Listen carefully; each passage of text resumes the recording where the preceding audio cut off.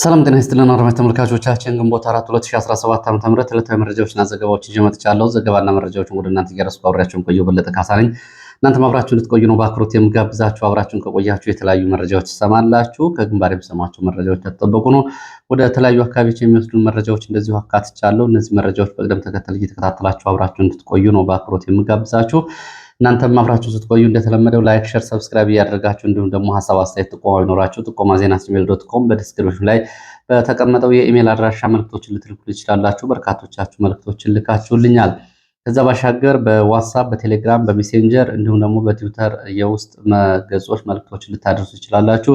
ይህንም እያደረጋችሁ ስለሆነ በእጅጉ ነው የማመሰግነው። ከተለያዩ አካባቢዎች ጥቆማዎችን፣ ሀሳቦችን፣ አስተያየቶችን እንዲሁም ደግሞ ለህዝቡ ድምፅ ቢሆን ያሏቸውን ጉዳዮች አጋርታችሁኛል። አመሰግናለሁ። እንግዲህ ከአስተያየቶቻችሁ መካከል በርከት ያሉ አስተያየቶች ናቸው የደረሱኝ። እንግዲህ ፋኖ ወደ አንድነት መምጣት አለበት፣ አሁንም ሁለቱ አደረጃጀቶች ብሔራዊ ኃይልና ህዝባዊ ድርጅቱ ወደ አንድ መምጣት አለባቸው የሚለውን መሰረታዊ አስተያየቶች ጨምሮ የተለያዩ አስተያየቶችን አድርሳችሁኛል። በእጅጉ አመሰግናለሁ። ከዛ ባሻገር ይዘቶችን፣ ዘገባዎችን በተመለከተም እንደዚሁ አስተያየቶቻችሁን አድርሳችኋል።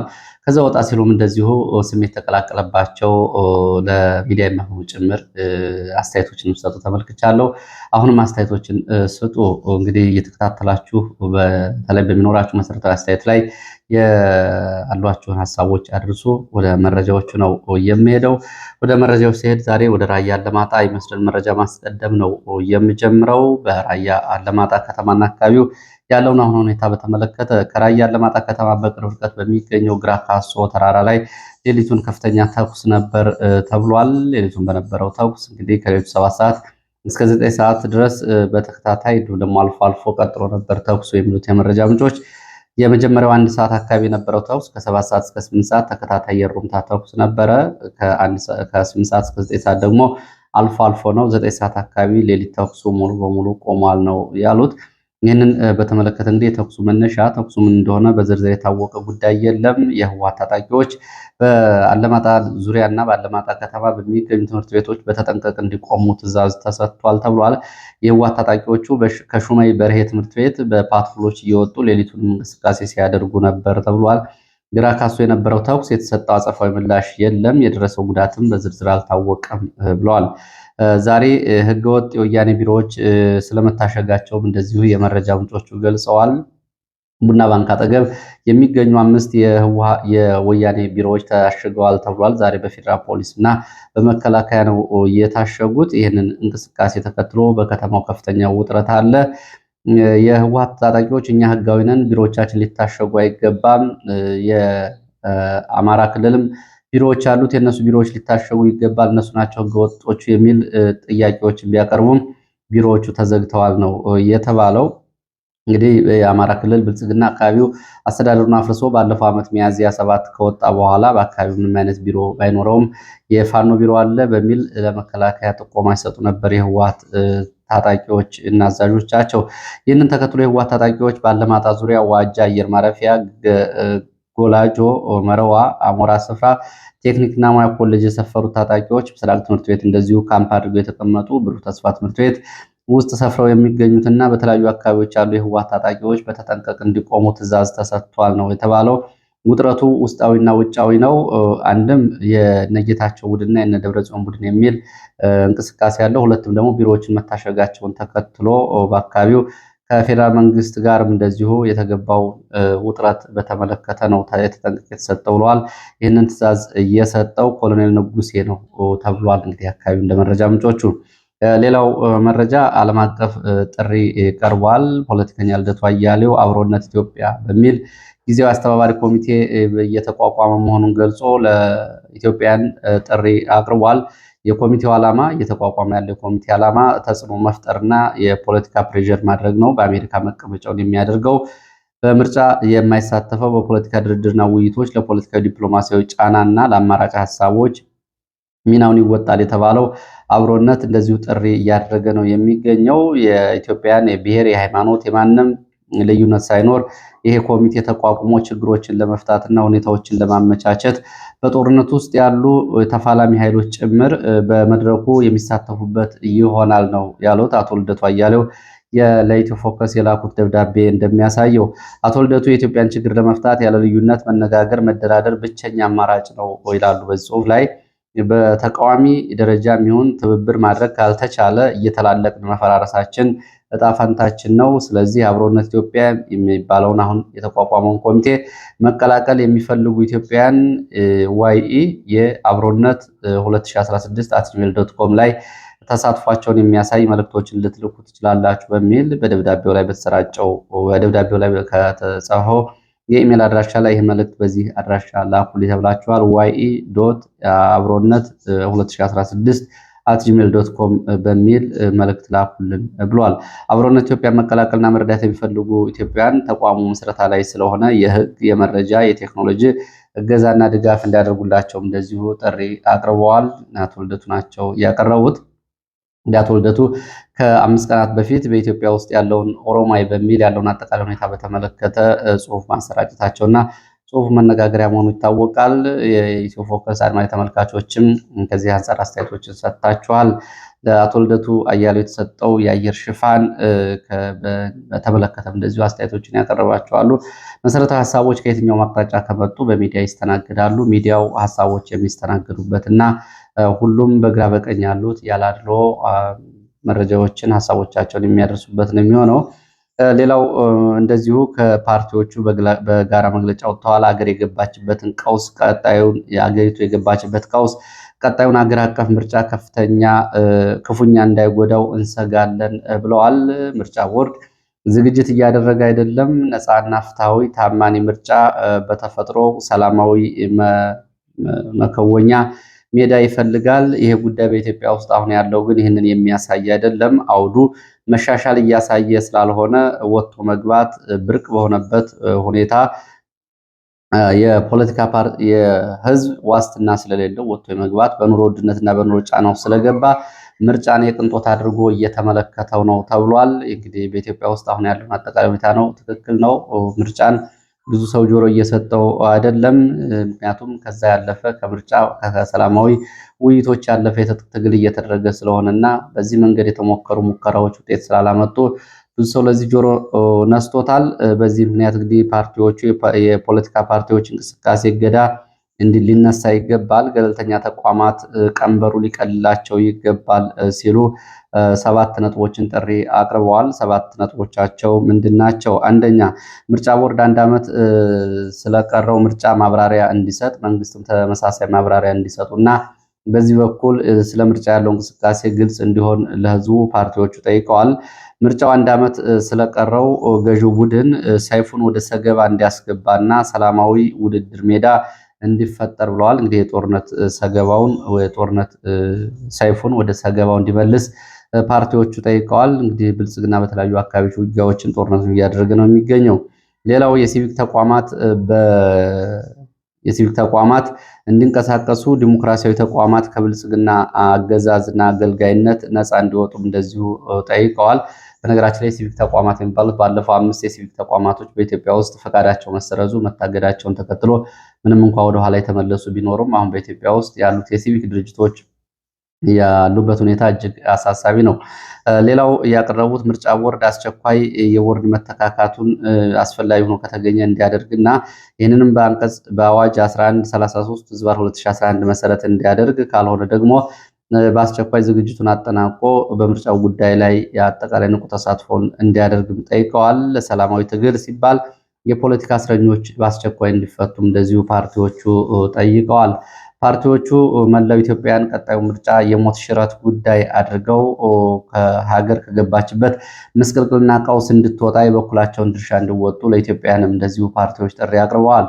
ሌላው ፓርቲዎቹ ለፓርቲዎች ነው ያቀረቡት። ለፓርቲዎች ባቀረቡት ጥሪ ፓርቲዎች በተናጠል የሚያደርጉት ትግል ፋይዳ ስለሌለውና የህዝብ መከራ ከማራዘም ስለማይዘል በጋራ ሆነው እንዲታገሉ እንደዚሁ ጥሪ አቅርበዋል። ይህንን መግለጫና ጥሪ ያስተላለፉት መላው ኢትዮጵያ አንድነት ድርጅት፣ ኢህአፓ፣ እናት ፓርቲ፣ የአማራ ጊዮናዊ ንቅናቄ የተባሉ ፓርቲዎች ናቸው። ይህንን በጋራ የሰጡት መግለጫ። ወደ ሌሎች መረጃዎች ይቀጥላለሁ።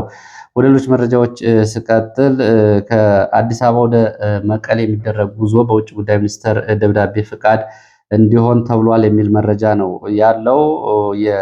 የግብረሰናይ ድርጅት ሰራተኞችን ጨምሮ ወደ መቀሌ በአየር ለስራ የሚሄዱ ካሉ የውጭ ጉዳይ ሚኒስትር ደብዳቤ ይዘው ሊሄዱ ይገባል ተብሏል። ወደ ትግራይ ለስራ የሚደረግ የአየር በረራ ከውጭ ጉዳይ ሚኒስትር ማረጋገጫ ደብዳቤ መያዝ ግዴታ እንደሆነ ከትላንትና ጀምሮ የተላለፈ መረጃ የጉዞ ማስጠንቀቂያ ላይ ሰምተናል ሲሉ የመረጃ ምንጮች ገልጸዋል። ወደ ትግራይ የሚደረግ ጉዞ ለምን የውጭ ጉዳይ መስሪያ ቤት ፈቃድ እንደተጠየቀበት እስካሁን የታወቀ ነገር የለም። በውጭ ጉዳይ ሚኒስቴር በኩልም በዚህ ጉዳይ እስካሁን የተብራራ ነገር የለም። ግን ከትላንት ጀምሮ እሑድ ትላንትና ግንቦት 11 በፈረንጆቹ ወይም ደግሞ በእኛ ግንቦት 3 ጀምሮ ወደ መቀሌ የሚደረጉ በረራዎች የውጭ ጉዳይ ሚኒስቴር ደብዳቤን መያዝና ማረጋገጥ ይጠበቃል ተብሏል። ይሄ እንግዲህ ከዚህ በፊት ለውጭ ጉዳይ ሚኒስቴር ለዲፕሎማቶች፣ አምባሳደሮች፣ ለትልልቅ የመንግስታዊ ያልሆኑ ድርጅት ኃላፊዎች በኢትዮጵያ ውስጥ ለሚያደርጉት እንቅስቃሴ የውጭ ጉዳይ ሚኒስቴር ደብዳቤ መያዝ ግዴታቸው ነው የሚል ትዕዛዝ አስተላልፎ ነበር። ይህ እንግዲህ ወደ መቀሌ የሚደረግ ጉዞ የውጭ ጉዳይ ሚኒስቴር ፈቃድ ይጠየቅበታል ሲባል ያው መቀሌ ሌላ ሀገር ሆነ ወይ የሚለውን ጉዳይ አብሮ ለማንሳት ወይ ደግሞ ያለውን አጠቃላይ የፖለቲካ ትኩሳት ወደዚያ የሚገቡ የሰዎችን ለመቆጣጠር የተደረገ ስለመሆኑ ስላልመሆኑ የተገለጸ ነገር የለም። በመረጃ ደረጃ ግን ይሄ ነው ያለው። ሌላ መረጃ የትራንስፖርት ሚኒስቴር ተሽከርካሪዎችን ቀለም ለመቀየር ዝግጅት ማድረጉን ገልጿል። ዋዜማ እንደዘገበችው ወደ ወጥ የሆነ ቀለም እንዲኖርና አሽከርካሪዎች የደንብ ልብስ እንዲኖራቸውም ይደረጋል ብለዋል አቶ አለሙ ስሜ። የኮሪደር ልማትን የሚመጥን የትራንስፖርት አገልግሎት ማቅረብ ያስፈልጋል። ያረጁ የትራንስፖርት ተሽከርካሪዎች ከአገልግሎት ውጭ ይሆናሉ ተብሏል። መንገዶች ተውበዋል። ተሽከርካሪዎችም ከመንገዶችን የሚመጥኑ መሆን አለባቸው የተባለው። ይህ እንግዲህ በሀሳብ ደረጃ ሲታይ ጥሩ ነው፣ መልካም ነው።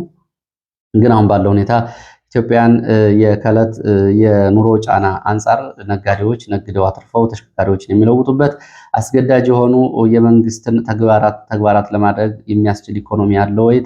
አሮጌ ተሽከርካሪዎችን አዲስ አበባ ውስጥ የሚገኙ ታክሲዎችና አሮጌ ተሽከርካሪዎችን ለመቀየር የሚያስችል አቅም አለ ወይ? አገሪቱ ያለበችበት ኢኮኖሚ ምን ይመስላል የሚለው እንግዲህ ያው የብልጽግና ደሴት ሰዎች ያው ይህንን ሊያስቡት አይችሉም። በመሰረታዊነት ጥሩ ሀሳብ ቢሆንም ግን አሁን ያለው ነባራዊ ሁኔታ ይህንን ይፈቅዳል ወይ? ዜጎች የሚበሉት አጥተው፣ ነጋዴዎች ከስረው፣ ፋብሪካዎች ቆመው፣ የትራንስፖርት አቅራቢ ድርጅቶች ከሀገር መንቀሳቀስ ባለመቻላቸው በባንክ ኪሳራ በተያዙበት ጊዜ አሮጌ ተሽከርካሪዎችን ማስወገድ ይገባል የሚለው ትዕዛዝ ይፈጸማል ወይ? አገሪቱ አቅሟ፣ ሰዎች፣ ነጋዴዎች ይችላሉ የሚለው ነው። ከዚህ ጋር በተያያዘ በመቀሌ የሚገኙ የኢንዱስትሪ ፓርኮች ውስጥ የሚሰሩ ፋብሪካዎች እና የባለሀብቶች ኢንዱስትሪዎቻቸውና ፋብሪካ ማሽነሪዎቻቸውን ነቅለው ለመውጣት የጥያቄ አቅርበዋል የሚለው አስደንጋጭ መረጃ ነው። በነገራችን ላይ ምናልባት እንግዲህ በኢትዮጵያ ኢንዱስትሪ ፓርኮችን ገንብታለች እያደገች ነው የሚል ዜና ከ5 ከ6 ዓመታት በፊት ከተሰማ በኋላ አሁን በተለያዩ ከተሞች የሚገኙ የኢንዱስትሪ ፓርኮች ውስጥ ያሉ ባለሀብቶች ፋብሪካዎቻቸውና ማሽኖቻቸውን ነቅለው ለመውጣት ጥያቄ አቅርበዋል። ሪፖርተር ነው ትናንትና የዘገበው። ሪፖርተር የኢንዱስትሪ ልማት ኮርፖሬሽን ለተወካዮች ምክር ቤት ባቀረበው ሪፖርት ላይ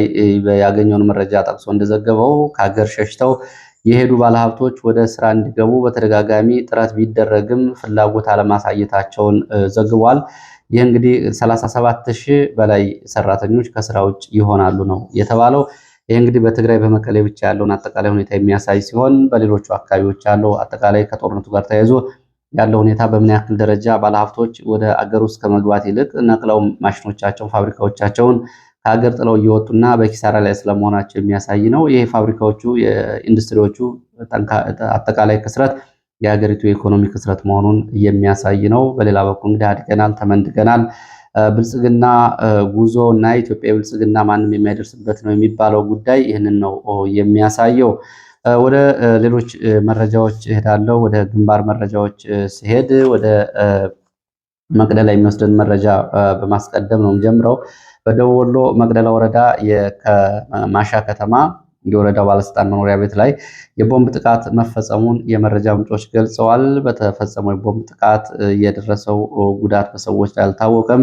መኖሪያ ቤቱ ግን ከጥቅም ውጭ ስለመሆኑ ነው የመረጃ ምንጮቹ የገለጹት። ፋኖ በቀጣይም በሌሎች የብልጽግና ተሿሚዎች ላይ እንደዚሁ ተከታታይ ጥቃቶች እንደሚፈጽም ማስጠንቀቂያ መስጠቱን ከአካባቢ የወጡ መረጃዎች ያሳያሉ። በተደጋጋሚ የማዳበሪያ ስርጭት እንዲሁ ደግሞ ከከተማ ወደ ገጠር ያሉ እንቅስቃሴዎች ይፈቀዱ ብንል በተደጋጋሚ ፈቃደኛ ያልሆኑ የብልጽግና ባለስልጣናት ላይ ነው ይህንን እርምጃ የወሰድነው ሲል የፋኖ ቃል አቀባይ ይህንን ገልጿል። ወደ ደብረ ኤልያስ ምስራቅ ጎጃም የሚወስደን መረጃም ሳስከትል ደብረ ኤልያስ ምስራቅ ጎጃም 4 የሚሊሻ አባላት በፋኖ ተይዘው ተወስደዋል ተብሏል። ፋኖ ወደ ከተማ ዘልቆ በመግባት 4 የሚሊሻ አባላቱን አፍኖ ወስዷል። እነዚህ የሚሊሻ አባላት የመረጃ አካላት እንደሆኑ ከዚህ በፊት በፋኖ ላይ በሚደረጉ ዘመቻዎች ከመከላከያ ጋር አብረው የሚሰሩ መረጃ የሚሰጡ እንዲሁም ደግሞ በዘመቻ ላይ የሚሳተፉ ስለመሆናቸው ነው መረጃው የሚያሳየው።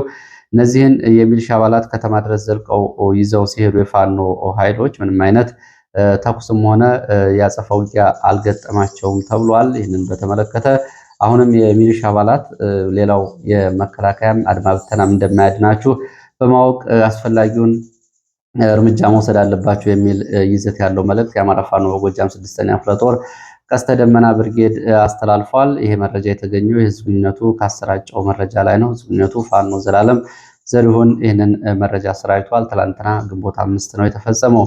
በተመሳሳይ ምስራቅ ጎጃም እነማይ ወረዳ የወረዳ መስሪያ ቤት ባልደረባ የነበረ አንድ ወጣት 10 በላይ የነፍስ ወከፍ መሳሪያዎችን በመግዛት ፋኖን ስለመቀላቀሉ እንደዚሁ መረጃዎች ጠቁመዋል። አባ ኮስተር ብርጌድን የተቀላቀለው ወጣት በራሱ ገንዘብ ነው እንግዲህ 10 የሚደርሱ የነፍስ ወከፍ መሳሪያዎችን ገዝቶ ወደ ፋኖ ተቀላቅሏል የተባለው። ወደ ደቡብ ጎንደር ስማዳ ስንሄድ ስማዳ ትላንትና በሰኞ ገበያ ተብላ የምትጠራ ቦታ በ3 አቅጣጫዎች ውጊያ ነበር። የደፈጣ ጥቃትም ተፈጽሟል ተብሏል። በእነዚህ በ3 አቅጣጫዎች በነበረው የደፈጣ ጥቃትና የመደበኛ ውጊያ የደረሰው አሃዛዊ ዝርዝር መረጃ በውል አልታወቀም። የፋኖ የመረጃ ምንጮች ግን 16 የሚደርሱ የመንግስት የሚሊሻ የመከላከያና የአድማ ብተና አባላት ሙትና ቁስለኛ ስለመሆናቸው ይገልጻሉ። በግራ ሜዳ አቅጣጫ፣ በክንደ ሜዳ አቅጣጫ እንዲሁም ደግሞ አባዜማ አቅጣጫ ተብሎ በሚጠሩ በ3 ቦታዎች ላይ ነው የደፈጣና የግንባር ውጊያ የተደረገው። ሰኞ ገበያ ተብላ የምትጠራ ከተማ አቅራቢያ እንግዲህ ውጊያ ከተደረገ በኋላ በ3 ግንባሮች ወደ ከተማው የገባ የመንግስት ኃይል በከተማ ነዋሪዎች ላይ እንደዚሁ ጉዳት አድርሷል፣ ድብደባ ፈጽሟል፣ ንብረቶችን እንደዚሁ ዘርፏል። እንዲሁም ደግሞ የሕክምና ቁሳቁሶችንም ወስዷል። ፋኖ ይታከምባቸዋል በሚል ይህንን አድርጓል ነው የተባለው። ዛሬ በአካባቢው ውጥረት እንዳለ የመረጃ ምንጮች ገልጸዋል። በተመሳሳይ ደቡብ ጎንደር ብናት ወደ መልዛ ተብሎ የሚጠራው አካባቢ እንደዚሁ ከባድ ተኩስ ነበር ተብሏል። ወደ ስምሬት ከብናት ከተማ ወደ መልዛ ቀጠናዎች እንቅስቃሴ ላይ በነበረ የመንግስት ኃይል በተከፈተ ድንገተኛ ጥቃት ውጊያ ተቀስቅሶ ነበር። በውጊያው የደረሰው ጉዳት አልታወቀም። ከዚህ ከፍተኛ ተኩስ በኋላ ግን የመንግስት ኃይሎች ወደ ብናት ከተማ ተመልሰዋል ነው ያሉት የአካባቢው የዓይን እማኞች። ሌላው ትላንትና በበርካታ ቦታዎች ውጊያ ሲደረግባቸው ከዋሉ አካባቢዎች አንዱ ማዕከላዊ ጎንደር ነው። ማዕከላዊ ጎንደር በተለያዩ ቦታዎች በተመሳሳይ ቀን በርካታ አውደ ውጊያዎች ተደርገዋል። ወገራ፣ በለሳ፣ ጎንደር ዙሪያ አካባቢዎች ጨምሮ በ5 የተለያዩ ቦታዎች ነው ግንቦት 3 2017 ውጊያ ሲደረግ የነበረው። በዚህ ውጊያ ከፍተኛ የሆነ ወታደራዊ ኪሳራ ደርሷል። በርካታ ቁስለኞች ወደ ሕክምና ጣቢያዎች ገብተዋል ተብሏል። በንጹሐን ላይና በፋኖ ላይ የደረሰው ጉዳት በዝርዝር አልታወቀም። የአማራ ፋኖ በጎንደር አንድነት የጎንደሬ በጋሻው ክፍለ ጦር ቃል አቀባይ ግን በፋኖ ላይ የደረሰ ጉዳት የለም ሲል ነው ያስተባበለው። በንጹሐን ላይ የደረሰ ጉዳትም እንደዚሁ አልታወቀም፣ ገና እየተጣራ ነው። በእነዚህ ቦታዎች በተለይ ብራ እና ይርጋጅ፣ ወገራ፣ ኮዛ፣ ምዕራብ በለሳ፣ ደንቀዝ፣ ደጎላ፣ ጎንደር ዙሪያ በእነዚህ በ5 ቦታዎች ላይ በተደረጉት ውጊያዎች ነው ይሄ ጉዳት ደርሷል የተባለው። ዛሬ በአካባቢዎቹ ውጊያዎች እንደቀጠሉ ናቸው። አንዳንዶቹ አካባቢዎች ተጨማሪ ኃይል ለምሳሌ ደንቀዝ እና ደጎላ ከጠዳና ከጎንደር ተጨማሪ ኃይል እየተጓጓዘ ስለመሆኑ አሁን አካባቢው የመረጃ ምንጮች ገልጸዋል። ሌላው ዘመቻው በሁሉም ቦታዎች በተመሳሳይ ቀን የተደረገ ነበር የሚለው የጎንደር የበጋሻው ክፍለ ጦር ቃል አቀባይ ፋኖ ካስትሮ ዛሬም በአካባቢው ውጊያዎች የተደረጉ ነው ብሏል። ዝርዝር መረጃዎች እንደደረሱ ወደ እናንተ የሚደርሱ ይሆናሉ። ወደ ሰሜን ወሎ የሚወስደን መረጃ ስናስከተል ሰሜን ወሎ ከተማ ውርጌሳ፣ በሰሜን ወሎ ውርጌሳ ከተማ አቅራቢያ ትላንትና ረፋድ ለግማሽ ሰዓት የቆየ ተኩስ ነበር ተብሏል። ተከታታይ የቦምብ ፍንዳታዎችም ደርሰዋል ተብሏል።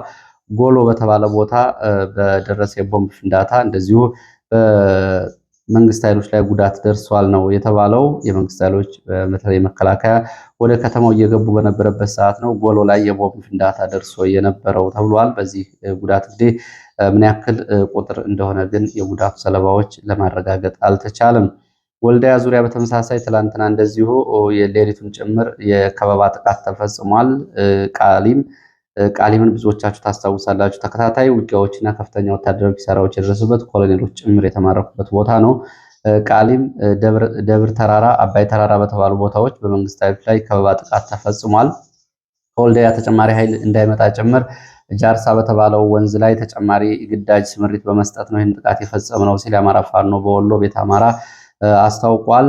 የአማራ ፋኖ በወሎ እንደገለጸው በጥቃቱ በቁጥር ያልታወቁ የመንግስት ኃይሎች ሙትና ቆስለኛ ሆነዋል። ወደ ወልዲያም እንደዚሁ ከፍተኛ ቁጥር ያላቸው ቆስለኞች ሲመላለሱ ነበረ። በሰላማዊ ሰው መኖሪያ ቤቶች ላይ እንደዚሁ ዙ 23 ሞርተርና ድሽቃ ጥቃቶች የመንግስት ወታደሮች ፈጽመዋል። የደረሰው ጉዳት ግን አልታወቀም ነው የተባለው።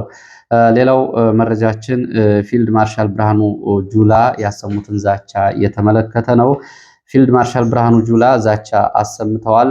የምዕራብ ዕዝ 47ኛ ዓመቱን እያከበረ በነበረበት ሰዓት እና በመከላከያ እንዲሁም ደግሞ በሀገር አቀፍ ስብሰባዎች ላይ እንግዲህ አብሮ የሚገኘው ሽመልስ አብዲሳ በተገኘበት የፌዴራል ተቋማት በሚያከብሯቸው ክብረ በዓላት ላይ በነገራችን ላይ በግንባር ቀደምትነት ከሚገኙት የክልል ባለስልጣናት ሽመልስ አብዲሳ አንዱ ነው። ሌሎች የክልል ባለስልጣናት ባልተጋበዙበት መድረክ ሽመልስ አብዲሳ ተጋብዞ ታይቷል። እንግዲህ ምናልባት በኦሮሚያ ክልል ውስጥ ስለሆነ ዝግጅቱ ተብሎ ሊወሰድ ይችላል። ይሄ አይደለም። አብይ አህመድ ወደ ሩሲያ በሄዱበት ጊዜ የፌዴራል መንግስቱ ወክሎ አስተያየት እንዲሁም ደግሞ የኢትዮጵያ ቴሌቪዥን ጋር ቃለ ምልልስ ሲያደርግ የነበረ ሰው ነው ሽመልስ። እንግዲህ ያው ስቴት አክተር ሆኗል ማለት ነው። ለማንኛውም በዚህ ነቀምት በነበረ ስብሰባ ላይ ፊልድ ማርሻል ብርሃኑ ጁላ ዛቻ አሰምተዋል። በዚህ ዛቻቸውም እንግዲህ በተሳሳተ ስሌት ሀገራችን ላይ ትንኮሳ የሚፈጽሙ ኃይሎች መከላከያ ሰራዊታችን ሁለንተናዊ ዝግጅቱን አረጋግጧል። እነሱ ትንኮሳቸውን የሚፈጽሙ ከሆነ በዚህም እንግዲህ ዝግጅታችን ጨርሰናል ሲሉ ነው የገለጹት። ብርሃኑ ጁላ ጨምረውም የህዳሴ ግድብን ለማደናቀፍ የተሰማሩ 15000 ታጣቂዎች ስለመደምሰሳቸውም እንደዚሁ በዚሁ መድረክ ላይ ተናግረዋል። በተመሳሳይ ሀገር ለመበተን ከልማት ጥረታችን ለማስተጓጎል የሞከሩ የጠላቶቻችን ሴራም እንደዚሁ አክሽፈናል። ይሄ ከሸፈው በመንግስት በሳል አመራርና በሰራዊታችን ተጋድሎ ነው ሲሉ ፊልድ ማርሻል ብርሃኑ ጁላ ተናግረዋል። እንግዲህ የፊልድ ማርሻል ብርሃኑ ጁላ በተለያዩ መድረኮች ላይ የሚያደርጓቸው የፖለቲካ ንግግሮች ጭምር ብዙዎች መነጋገሪያ የነበሩ ናቸው። አሁን ደግሞ ወደ የት ሀገራት ጣታቸውን ጠቁመው እንደተናገሩ ግልጽ ባይሆንም ግን በተሳሳተ ስሌት በሀገራችን ላይ ትንኮሳ የሚፈጽሙ ኃይሎች ካሉ ነው ያሉት። እንግዲህ ይህንን ምን እየተናገሩ እንደሆነ ግልጽ ነው እንግዲህ በወታደራዊ ቋንቋ። ሌላው የሐኪሞች ጥያቄ የተመለከተ ነው። ዛሬም ሐኪሞች በተለያዩ ሆስፒታሎች እንዲሁም ደግሞ ተቋማት ጥያቄዎቻቸውን እያቀረቡ ነው የሚገኙት። የመጨረሻ ቀን ነው ተብሏል። እንግዲህ ሐኪሞቹ ጥያቄዎችን የሚያቀርቡበት ቀን ዛሬ ግንቦት 4 የመጨረሻው ቀን ነው። የዛሬ መጨረሻውን ጥያቄ በቡድን ሆነው እያቀረቡ ነው የሚገኙ የጥቅማ ጥቅም ጥያቄዎቻቸውና መብቶቻቸው እንዲከበሩላቸው ይህን ጥያቄ እያቀረቡ ያሉት። እንግዲህ የሕክምና ባለሙያዎች ማህበር ቀደም ብሎ ባወጣው መግለጫ መሰረት ከነገ ጀምሮ የስራ ማቆም አድማ ይጀመራል። እስካሁን ድረስ ከመንግስት ጋር ድርድር አልተጀመረም። ይጀመራል ነው የተባለው። የስራ ማቆም አድማው ከነገ ጀምሮ እስከ ግንቦት 9 የሚኖረው የስራ ማቆም አድማ ለድንገተኛ ክፍል ብቻ ሕክምና አገልግሎት የሚኖረው ሲሆን ከግንቦት 10 ጀምሮ ድንገተኛ ሕክምና ክፍል ጨምሮ ሙሉ በሙሉ አገልግሎት ይዘጋል ወይም ደግሞ ይቆማል ነው የተባለው። ዛሬ እንግዲህ ከመንግስት በኩልም እስካሁን ድረስ ስለ ጉዳዩ የተገለጸ ነገር የለም። በአንጻሩ የመንግስት የደህንነት ሰዎች የሕክምና አስተባባሪዎችን አስረዋል። ባህር ዳር፣ አዲስ አበባ ታስረዋል ነው የተባለው። ጉዳዩ ግን መነጋገሪያ ሆኗል። ከፍተኛ ስጋትን ፈጥሯል ነው የተባለው። ወደ ሌላ መረጃችን ስንቀጥል ወደ አፍሪካ ቀንድ መረጃ ነው የምንሄደው። ወደ አፍሪካ ቀንድ መረጃ ስንሄድ በሱዳን አጠቃላይ ያለው ቀውስ እየተባባሰ ቀጥሏል። በአፍሪካ ቀንድ በተለይ ሱዳን የሱዳን ጦርና ተባባሪዎቹ አልኩሃይ የተባለችውን የምዕራብ ኮርዶፋን ግዛት ዋና ከተማን ከ18 ሰዓታት ተከታታይ ውጊያ በኋላ መልሶ መቆጣጠሩን ገልጿል። የሱዳን ጦርና ተባባሪዎቹ ኩሃይ ከተማን መቆጣጠራቸውን ቢገልጹም ፈጥኖ ደራሽ ኃይሉ ደግሞ ይህንን ከተማ አልለቀኩም፣ የነዋሪዎች በቤታቸው ውስጥ እንዲቀመጡና ጦርነቱ የሚቀጥል መሆኑን በማወቅ ጥንቃቄ እንዲያደርጉ የሚል ጥሪ አቅርቧል። የደቡብ ሱዳን በተመሳሳይ ግጭት ተቀስቅሷል። በደቡብ ሱዳን በተቀሰቀሰው ግጭት በ12 ሰዎች ተገድለዋል፣ 17 ሰዎች ደግሞ ቆስለዋል ነው የተባለው። ትላንት ከሰዓት ጀምሮ በአካባቢው ከፍተኛ ግጭት ተቀስቅሷል። የደቡብ ሱዳን ግጭት በነገራችን ላይ በቀጥታ ወደ ጋምቤላ የሚገባ ግጭት ነው። በተመሳሳይ የሱዳን ተፋላሚ ኃይል ፈጥኖ ደራሽ ኃይሉ በፖርት ሱዳን በርካታ ቅጥረኛ ወታደሮችን ደምስሻለሁ ብሏል። እስላማዊ ባታሊዮን ተብሎ የሚጠራ ከሱዳን መንግስት ጋር አብሮ የሚዋጋ ኃይልንም ታጣቂዎችን ደምስሻለሁ፣ ቅጥረኛ የሆኑ የውጭ ሀገራት ወታደሮችንም ደምስሻለሁ ነው ያለው። ከደመሰስኳቸው የውጭ ሀገር ተዋጊዎች መካከል የኢራን ወታደሮች ይገኙበታል ሲል ነው የፈጥኖ ደራሽ ኃይሉ የገለጸው። የፖርት ሱዳን ጉዳይ እንግዲህ በርካታ የቀጠናው ሀገራችን ጎትቶ ወደ ጦርነት እያስገባ ያለው ጉዳይ ነው። አረብ ኤሚሬትስ፣ ዱባይ እና ሳውዲ አረቢያ እንግዲህ ከመካከለኛው ምስራቅ ግብፅን ጨምሮ ከላይ ከታች ኤርትራን ጨምሮ በአካባቢው ከፍተኛ ውጥረቶች እንዳሉ ነው። ተሳትፎችም እየተደረጉ ስለመሆናቸው ትናንትና በነበረው ዘገባ በዝርዝር አድርሻችኋለሁ። ሌላው አልጄሪያ፣ ወደ አልጄሪያ የሚወስድን መረጃ ላስከትል። አልጄሪያ በተጭበረበረ ፓስፖርት ወይ ደግሞ የዲፕሎማቲክ ሰነድ ወደ ሀገሯ የገቡ 2 የፈረንሳይ ሰላዮችን በቁጥጥር ስር አውላለች። እንግዲህ ያው የቀድሞ የፈረንሳይ ቅኝ ግዛት የነበሩ ሀገራት አሁን በፈረንሳይ ተጽዕኖ ስር ነው የሚገኙት። በምዕራብ አፍሪካ እና በሰሜን ምዕራብ አፍሪካ ያሉ የፈረንሳይ ቅኝ ግዛት ሀገራት በፈረንሳይ ላይ እያመፁ ነው የሚገኙት። ፈረንሳይ ዜጎች፣ ወታደሮች እንዲወጡ እየጠየቁ ይገኛሉ። ለሰዓት ከተለያዩ አካባቢዎች አሰባስቤ ያስኳቸው መረጃዎች እነዚህን የሚመስሉ። ስለተከታተላችሁ በእጅጉ አመሰግናለሁ። በሌላ ተመሳሳይ መርሃ ግብር እስከምንገናኝ ድረስ መልካም ቀን።